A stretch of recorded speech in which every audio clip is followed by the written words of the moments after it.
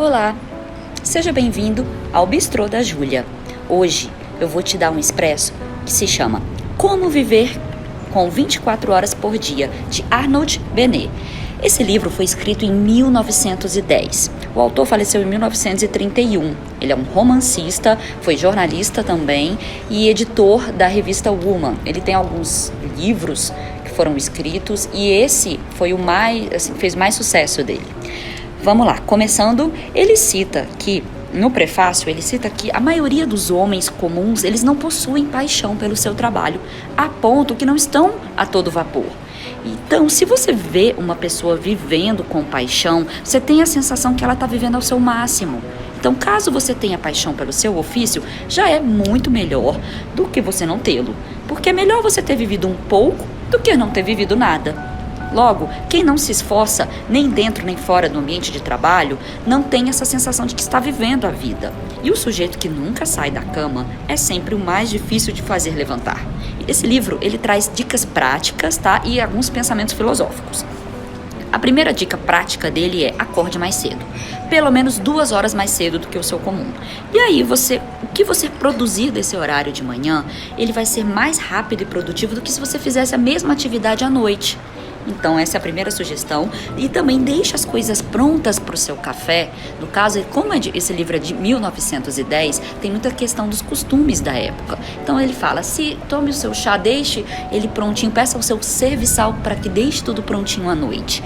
Então, tirando essa forma, os costumes da época, vale muito você perceber as dicas práticas e todos esses pensamentos filosóficos para o dia de hoje.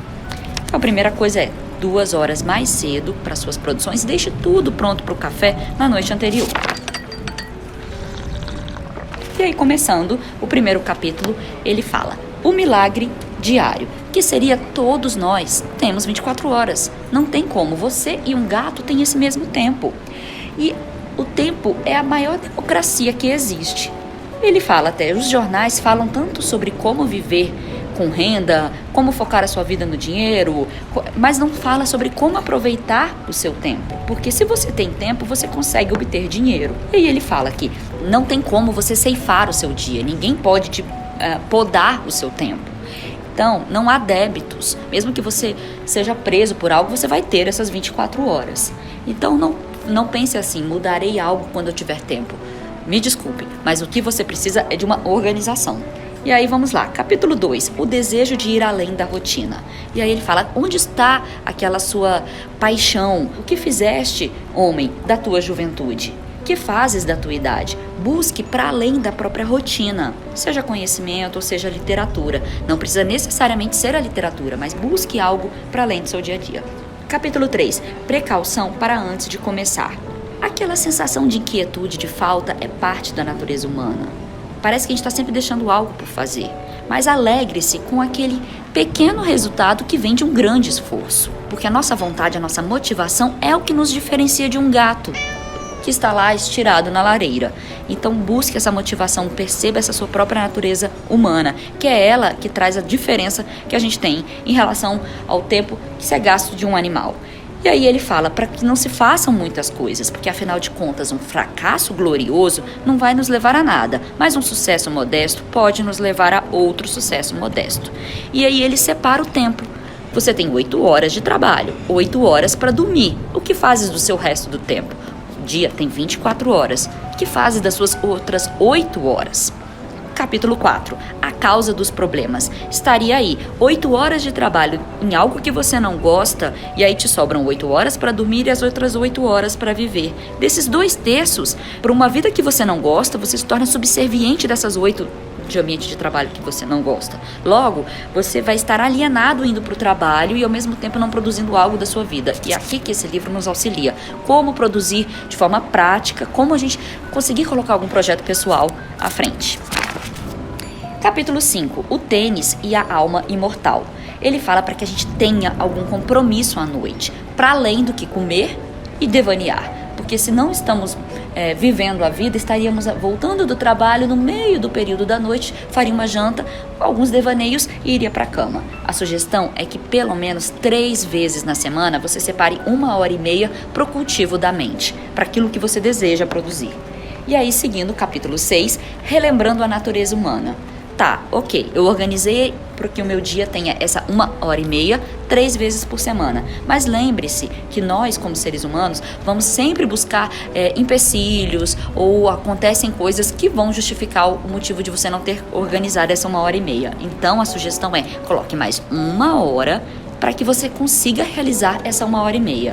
Então, essa outra 1 hora é ajustes, localidade onde você vai estudar ou, enfim, fazer o seu projeto, empecilhos que possam acontecer. Deixe essa 1 hora a mais. Então, seriam 2h30 para que você realize 1h30. E aí, seguindo o capítulo 7, ele cita, controle a sua mente. Basicamente, esse capítulo, ele ensina sobre concentração. E ele traz o exercício de você pensar em uma palavra, pensar em alguma coisa e trazer a sua mente o tempo todo para isso. Ela vai devanear, volte a ele. Quando você faz esse exercício? Quando estiver indo para o trabalho ou voltando do trabalho. E aí com isso você vai estar exercitando a sua mente. E aí no capítulo 8 ele fala sobre a disposição reflexiva. Uma vez que eu trabalhei a minha mente que vai estar obediente, é a serviço de algo. Então reflita sobre si mesmo, pense sobre a felicidade. A felicidade ela só é desenvolvida na razão e na adequação da sua conduta com os seus princípios. Então pense sobre os seus princípios, analise, reflita, traga uma resolução diária. Antes de dormir, sempre gaste 5, 6 minutinhos sobre como você agiu, como foi o seu dia. Porque se você tiver uma conduta que seja diferente dos seus princípios, você vai ter uma vida insensata. Somos muito mais instintivos do que racionais. Se a gente não trabalhar e refletirmos, não seremos razoáveis. E aí ele traz Marco Aurélio, Epiteto e alguns outros filósofos como sugestões, de leitura. Ele fala que a gente tem que buscar essa razão o tempo todo e não reclamar, por exemplo, de um garçom que vai trazer uma comida atrasada. Não pense que você tem que refletir e pensar sobre a possibilidade do outro, sobre a vida do outro, No capítulo 9, ele fala sobre o interesse nas artes. Aí ele lembra, tá ok, você já estudou 1h30 durante 3 noites.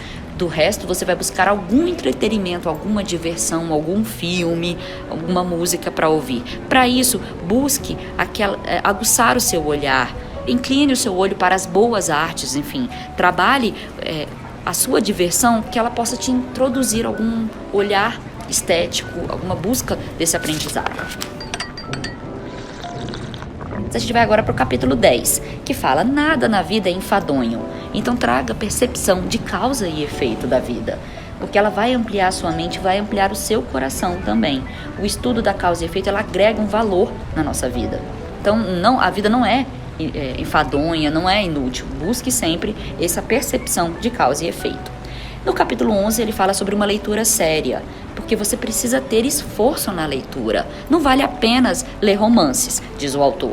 Porque se forem romances ruins, eles nem deveriam ter sido lidos. Mas se forem romances bons, eles são muito fluidos. Seria como passar uma manteiga no pão. Você não tem um esforço de pensar. Então a sugestão dele é, busque leituras, mas busque leituras que o façam pensar. No capítulo 12 e último, os perigos a se evitar. Um deles é que você se torne pedante, sem um senso de humor. Nessa busca incessante de desenvolvimento da razão, da mente, você não tenha mais esse senso de humor. É preciso que você mantenha essa espontaneidade. Também ele fala sobre não acorrentar a nossa programação, não se fechar demais a uma rotina. Uma rotina precisa ser respeitada, mas não adorada.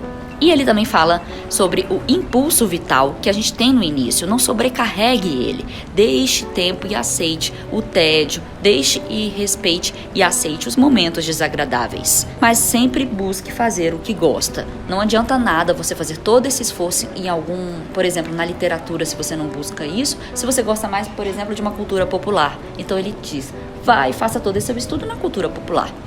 É isso. Se você chegou até aqui, quero te agradecer e a gente vem cada vez mais com o Bistrô com novidades para você. Um cardápio contemporâneo, um ambiente aconchegante de refúgio da vida e aprendizados. Obrigada!